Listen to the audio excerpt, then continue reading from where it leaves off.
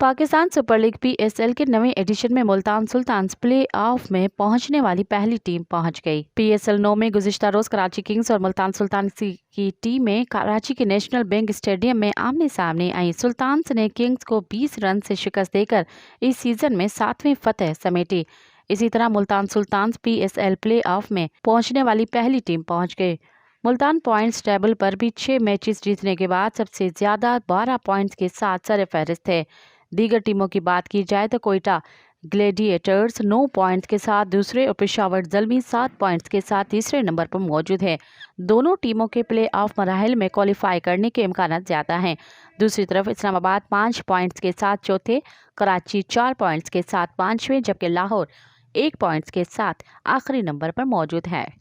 मज़ीद ख़बरन ऐं तफ़सीलात लाइ विज़िट कयो असांजी वेबसाइट www.awamiNewsHD.com ऐं ॾिसंदा रहो अवामी न्यूज़ HD।